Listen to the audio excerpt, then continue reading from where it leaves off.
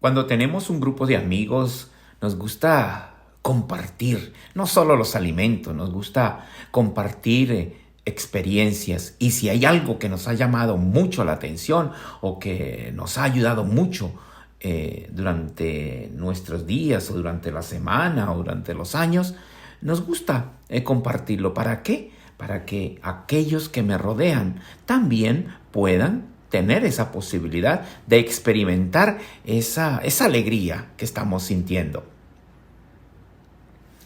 En este domingo ya, segundo domingo del tiempo de la Cuaresma, vemos cómo el evangelista Lucas nos muestra a ese grupo de amigos. Ese grupo de amigos en donde se reúnen para vivir una realidad. Del evangelista San Lucas. En aquel tiempo, Jesús se hizo acompañar de Pedro, Santiago y Juan y subió a un monte para hacer oración. Mientras oraba, su rostro cambió de aspecto y sus vestiduras se hicieron blancas y relampagueantes. De pronto aparecieron conversando con él dos personajes rodeados de esplendor. Eran Moisés y Elías, y hablaban de la muerte que le esperaba en Jerusalén. Pedro y sus compañeros estaban reunidos de sueño, pero despertándose vieron la gloria de Jesús y de los que estaban con él. Cuando estos se retiraban, Pedro le dijo a Jesús: «Maestro, sería bueno que nos quedáramos aquí y que hiciéramos 3 chozas, una para ti, una para Moisés y otra para Elías», sin saber lo que decía. No había terminado de hablar cuando se formó una nube que los cubrió, y ellos, al verse envueltos por la nube, se llenaron de miedo. De la nube salió una voz que decía: «Este es mi Hijo, mi escogido, escúchenlo». Cuando cesó la voz, se quedó Jesús solo. Los discípulos guardaron silencio y por entonces no dijeron a nadie nada de lo que habían visto. Palabra del Señor. Gloria a ti, Señor Jesús.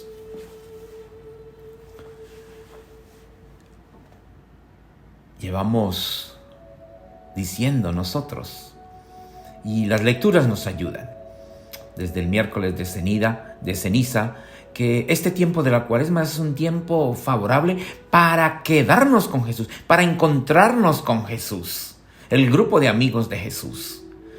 Jesús nos está invitando, nos lleva, nos conduce. Jesús es nuestro conductor. Nos está llevando al monte, nos está llevando al encuentro, a tener y vivir esa experiencia con Dios su Padre. Nos está invitando a ver la realidad y el poder de la oración. Encontrarnos allí, llegar allí, conducidos por Jesús, es centrarnos en Él como la figura durante esta Cuaresma. Así como hicieron los primeros discípulos, estando con Él en la vida pública. Y ahora están en un momento más íntimo, están en un momento de oración.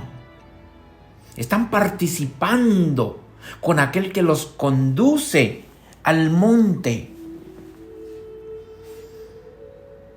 Jesús es el conductor. Y es el conductor que nos lleva a vivir la alegría, la experiencia fuerte de poder decir: qué bien me siento yo cuando me encuentro con el Señor, cuando fijo mis ojos en el Señor. Qué importante la actitud de Jesús, que conduce para hacer oración. Y cuando conduce para hacer oración, la realidad se transforma. Jesús es nuestro conductor y nos invita a cambiar y a transformar nuestra realidad de vida. ¿Cómo es tu oración? ¿Cómo es nuestra oración? ¿Cuánto tiempo? O mejor, ¿qué calidad de tiempo le dedicamos a Jesús, quien constantemente quiere compartir con sus amigos, con nosotros los que lo seguimos, su grandeza?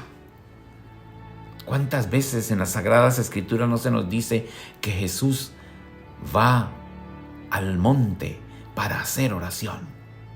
Es precisamente porque allí Él encuentra la fuerza, se renueva Él. ¿Cómo hacemos nosotros oración? ¿Cómo es nuestra oración?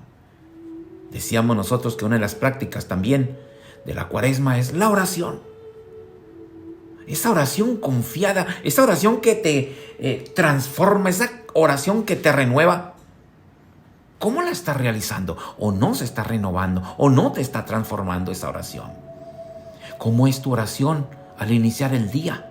¿Cómo es tu oración durante el día? ¿Cómo es tu oración al finalizar el día? ¿Cómo es tu oración en el lugar de trabajo? ¿Cómo es tu oración en la relación con tu esposa, con tu esposo, con tus hijos, con tus padres? ¿Cómo es la oración en el ejercicio de tu ministerio sacerdotal, en la realidad de tu vida religiosa? ¿Cómo es la oración? Cuando nosotros pensamos que la oración es repetir ciertas palabras o cumplir ciertos requisitos, un rosario, una novena, una Santa Eucaristía, y decimos que ya oramos, pues vemos que no ha habido oración. Y no ha habido oración porque no han surtido los efectos que son propios de una verdadera oración. Cuando hay una verdadera oración, hay transformación. Cuando hay una verdadera oración, hay deseo de cambio, hay deseo de permanencia en ese instante, en ese momento de alegría. Así fueron aquellos que acompañaron a Jesús. ¡Qué bien nos sentimos aquí! La oración es esa intimidad, y como es una oración y es íntima y es con Jesús, hablamos de la divina intimidad con Jesús, la divina intimidad con nuestro amigo, la divina intimidad con el Maestro. ¿Sabes tú cuántas maneras tenemos nosotros de hablar con Él íntimamente? Pero también no podemos pasar desapercibido que el lugar en donde ciertamente y con plena seguridad podemos encontrarlo es en la Santa Eucaristía. ¿Qué tal si nosotros aprovechamos? ¿Qué tal si nosotros no perdemos esa oportunidad y subimos al monte de la Santa Eucaristía para encontrarnos a Él y para vernos nosotros transformados? Subimos al monte de la Santa Eucaristía para ver cómo se transforma nuestra realidad, para ver cómo se manifiesta la alegría, la complacencia del que vive realmente la Santa Eucaristía. Allí hay una divina intimidad. Allí se busca precisamente vivir esa realidad de Jesús. La oración verdadera, que cuando se presenta y se experimenta como una divina intimidad, nos transforma. Sí, nos transforma, nos cambia, nos renueva, nos inspira. Nos inspira. Jesús es nuestro conductor. Cuando tomamos quizás